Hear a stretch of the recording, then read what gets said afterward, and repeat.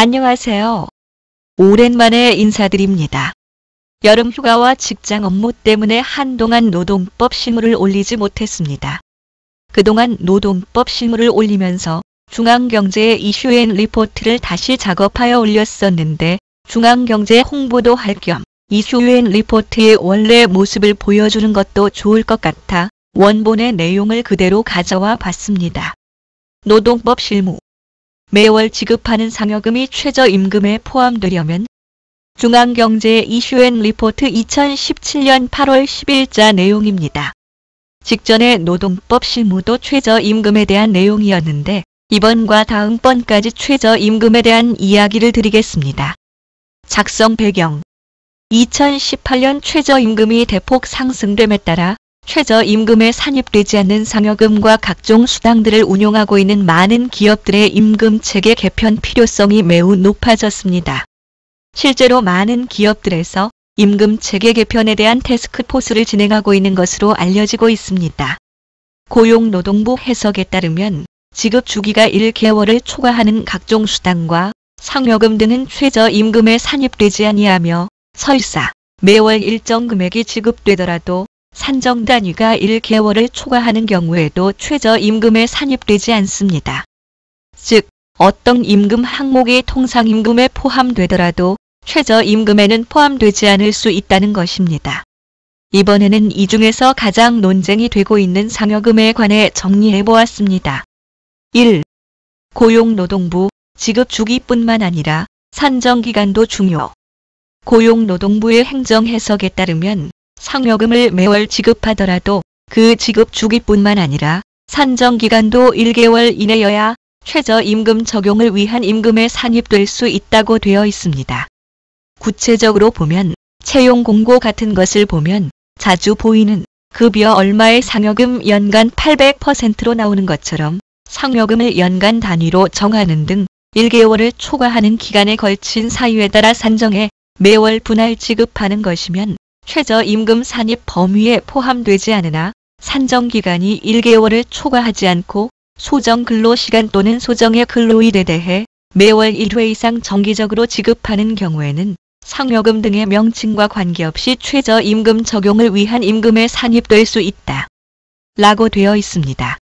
이는 종래 상여금을 연간 단위로 정해 1개월을 초과하는 지급 주기에 따라 지급하다가 이를 12등분에 매월 지급하는 것으로 변경할 경우 실질적으로 최저임금을 상회하려는 의도가 있을 수 있으므로 이를 방지하기 위해 최저임금 산입 범위에 포함시킬 수 없다고 해석한 것으로 보입니다.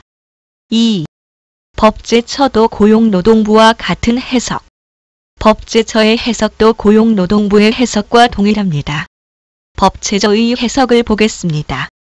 최저임금법 시행규칙 제2조 별표 1에서 최저임금에 산입하지 아니하는 임금의 범위를 구체적으로 정하면서 1개월을 초과하는 기간에 걸친 해당 사유에 따라 산정하는 상여금을 최저임금에 산입하지 아니하는 임금으로 규정함으로써 상여금의 지급 주기가 아닌 상여금의 산정기간을 최저임금 산입 여부의 기준으로 하고 있으므로 매월 일률적으로 지급되는 상여금이라 할지라도 상여금이 1년을 단위로 산정됨으로써 상여금 산정기간이 1개월을 초과하는 것인 경우에는 그 상여금은 최저임금에 산입하지 아니하는 임금에 해당한다.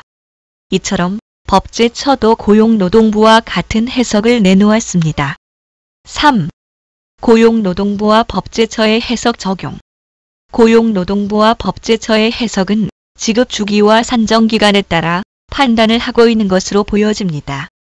앞에서 살펴본 것처럼 상여금을 연단위의 지급률을 정한 후 이를 매월 분할해 지급하면 지급 주기는 1개월이더라도 산정기간이 1년이어서 최저임금법 시행규칙 제2조 별표 1에 따라 최저임금의 적용을 위한 임금에 산입되지 않습니다. 반면에 연단위 지급률을 정하지 않고 매월 지급한다면 지급 주기와 산정기간 모두 1개월을 초과하지 않으므로 최저임금의 적용을 위한 임금에 산입될 수 있습니다. 참고. 최저임금과 통상임금. 기업에서 노무나 보상을 담당하는 실무자들이 가장 억울할 때가 바로 통상임금에는 포함되는데 최저임금에는 포함되지 않는 급여 항목들일 것입니다. 비슷한 것 같은데 통상임금에는 포함되어서 시간 외 수당을 올리는 반면 최저임금에는 포함되지 않아 임금을 더 올려줘야 하고 그것이 다시 시간 외 수당을 올리게 만드는 악순환 구조가 만들어지기 때문입니다. 이렇게 두 가지가 차이나는 것은 통상임금과 최저임금의 목적이 다르기 때문입니다. 최저임금 제도는 임금의 최저 수준을 보장하여 근로자의 생활 안정과 노동력의 질적 향상을 기하고자 하는 데 있는 반면 통상임금 제도는 연장, 야간, 휴일 근로에 대한 가산임금 등을 산정하기 위한 목적을 가지고 있습니다. 그래서 최저임금과 통상임금은 모두 소정 근로에 대해 지급되는 임금이라는 공통점을 가지고 있지만 최저임금은 정책적 판단에 따라 매월 1회 이상 정기적으로 지급되어야 할 것으로 요건으로 하는 것에 반해 통상임금은 기능적 측면에서 사전에 확정되어야 하므로 고정성을 갖춰야 하는 임금이라는 차이가 발생하는 것입니다.